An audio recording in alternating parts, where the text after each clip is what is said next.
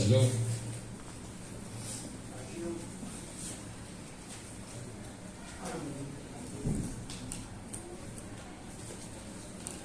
Capítulo 2.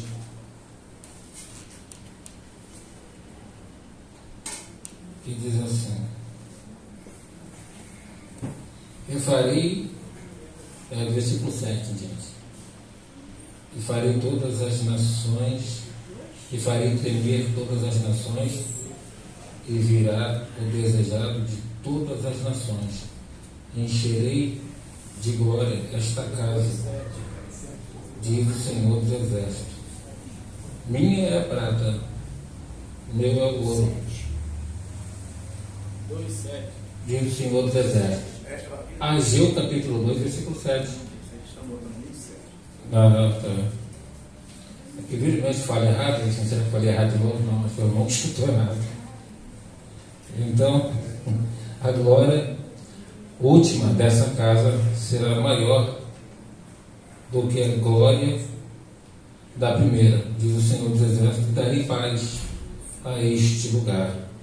Bem, são palavras às vezes que passam desapercebidas, que traz consigo um conteúdo rico e de grande teor, e que na maioria das vezes nós, simplesmente por sermos o que somos, seres humanos, em relação a Deus, não passa nem perto de sua magnitude. O mais inteligente aqui na terra, aos olhos do Senhor, nada mais do que um louco. Haja vista que a Bíblia diz que o princípio da sabedoria é o temor a Deus, né? E Ageu, ele profetiza quando observa o regresso da nação de Israel saindo do cativeiro e se estabilizando na sua terra natal. Mas ele olha um semblante daquele povo que volta e repara um semblante meio triste, cabisbaixo. É um semblante de quem tem uma missão de recomeçar o que já estava pronto, e pela segunda vez. Logo vem a lembrança daquilo que era e a realidade daquilo que é. Imediatamente bate aquela depressão, aquela angústia, tomado pelo desânimo. E é claro que Deus, vendo isso, usa um profeta e pergunta: quem dentre vós que tendes aqui viste essa casa na sua primeira, e a verdes agora certamente não é nada comparado à primeira.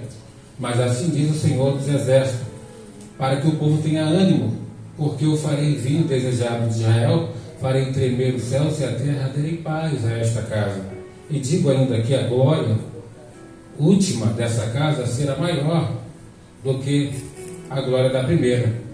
É claro que, olhando pelos olhos que é de costume, uns olhos aparentes, a gente se transporta para a 2 Crônicas, capítulo 7, onde a glória foi reluzente, a glória foi impactante.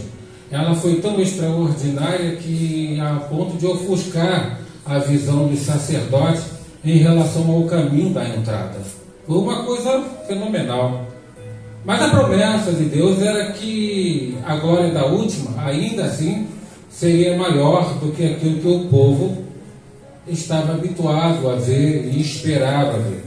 É interessante de que quando o nosso coração se limita em nossas necessidades casuais e momentâneas, a gente desacredita de uma operação miraculosa de Deus, que pode ir até os extremos, nas condições de virar o indivíduo pelo lado avesso, se preciso for.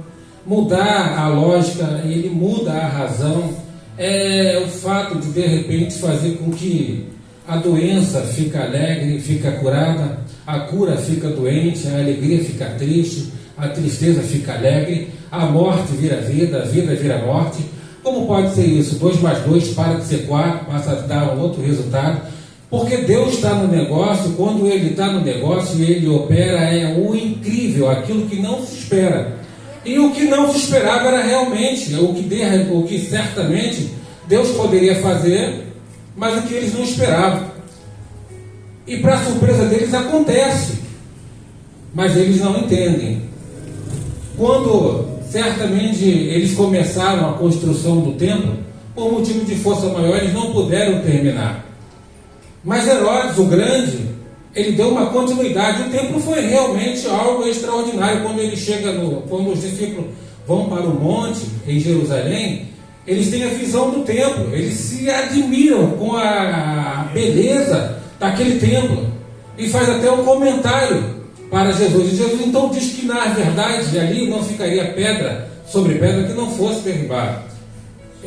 Já entra dentro de uma questão profética, mas aquilo entra para a história. Por mais que fosse rico em beleza, não foi a mesma coisa que aconteceu no período de Salomão, quando Salomão termina de edificar a casa. E não só a magnitude externa e interna do templo, no requisito de construção, mas a grande realidade é que, por mais que fosse extraordinário a presença de Deus naquele templo, onde Salomão havia criado, maior ainda e mais específico, era realmente na época da graça, onde Jesus vinha pregando a sua palavra, e certamente ele não manda mais um sinal e nem tampouco um recado. Porque, irmãos, não é o fato da ausência de Deus mandar um sinal e isso já serve de satisfação para nós. Não, Deus mandou o que o povo realmente estava querendo. O povo não estava muito relacionado e nem com muita intimidade para ver a face do Senhor. O povo não estava esperando. Então Deus manifestou a sua glória. Mas agora o povo mais impactado, certamente, eles poderiam ver coisas maiores do que eles viram. E o que seria? É que ali eles viram a glória, somente a glória. Era bom até demais, mas agora, quem entra dentro do templo e sai, já não é mais a glória, é o próprio Deus. Ele entra e ensina. Ele ensinava, mas eles ignoravam. Uma certa feita, Jesus tentou trazer a essência da sua plenitude. Quando ele entra dentro do templo, ele é dado o livro do profeta Isaías. Está lá no Evangelho de Lucas, capítulo 4, no versículo 18 em diante. E ele lê a parte em que está escrita que o Espírito do Senhor está sobre mim e me ungiu a pregar boas novas, quebrantadas da vista ao cego, por liberdade dos cativos, e a pregoar o ano aceitável do nosso Deus. Fecha o livro. E eles com os olhos fitos em Jesus, esperando o que Jesus diria após uma leitura dessa. E para surpresa deles, ninguém esperava. Jesus diz: olha, essa profecia se cumpre em mim. Eu sou tudo isso e um pouco mais. E eles olharam a Jesus e falaram assim: esse daí não é o filho de José e o filho de Maria, um simples carpinteiro, aquele que anda consertando telhado de madeira, porta de madeira, para cima e para baixo. Olha, porém, as palavras que ele profere, achando-se ele nas condições de Deus.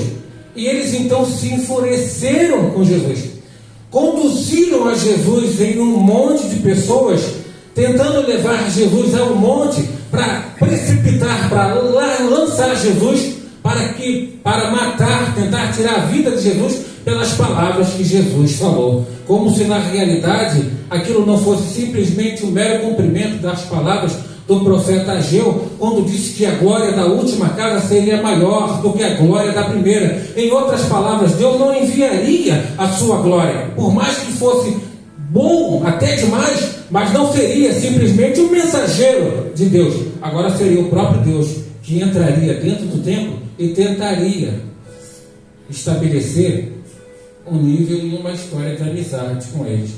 Mas eles sempre pensando no seu bem-estar físico, e ignoraram as palavras de Jesus e tentaram tirar a vida de Jesus, por Jesus simplesmente revelar a sua parte do cumprimento da profecia.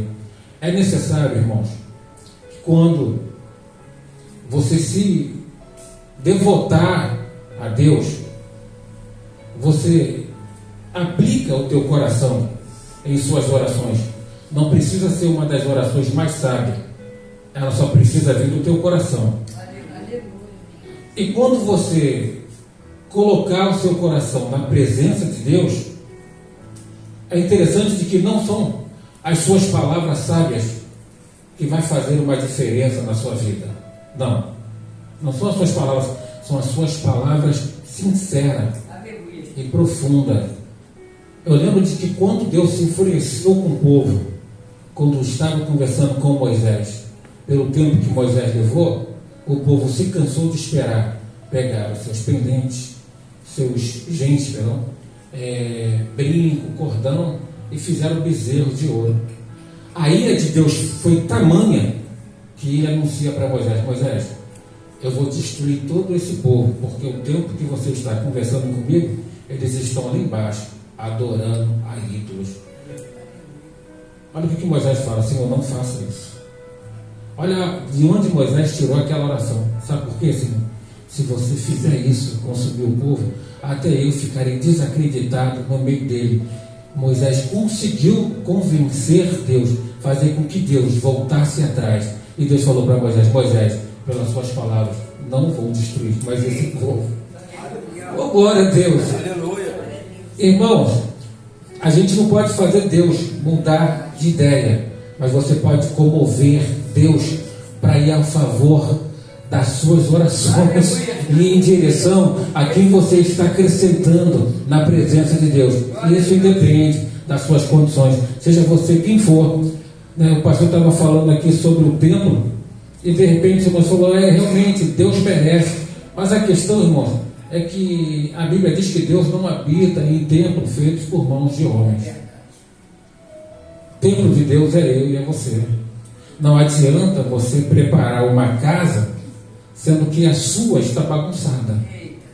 Então conserte primeiro a sua, coloque a paz de Deus na sua vida, se desvazie de você, procure se encher de Deus, joga por terra todas as suas razões, deixa florar a sua emoção e pede para que Deus venha de encontro às suas emoções, mas nunca se encha de você, porque a Bíblia diz, irmãos, Jesus falando que a nossa justiça aos olhos de Deus é um trapo de imundícia, e que por mais que tentamos agradar a Deus, seremos sempre chamados de servos inúteis. Paulo fala: seja Deus verdadeiro e todo homem mentiroso. O nosso Deus não há sombra de avaliação, ele não muda, ele é ontem, hoje e será eternamente. Se há uma diferença de milagre e de outras coisas, pode ter certeza de uma coisa, irmãos: a vaidade entrou no coração do homem, e o homem achou que é alguma coisa, mas o homem não é nada. Nós não somos absolutamente nada. E se a gente não se conscientizar disso, que a gente não pode fazer nada, se Deus não ir conosco, a gente vai dar murro em ponta de faca, né? Então, irmãos, que Deus possa nos abençoar em nome de Jesus. Eu agradeço a oportunidade. Quem aprendeu, quem recebeu. Sabe o que acontece? A glória da segunda casa, ela é maior do que a da primeira, porque o nosso Deus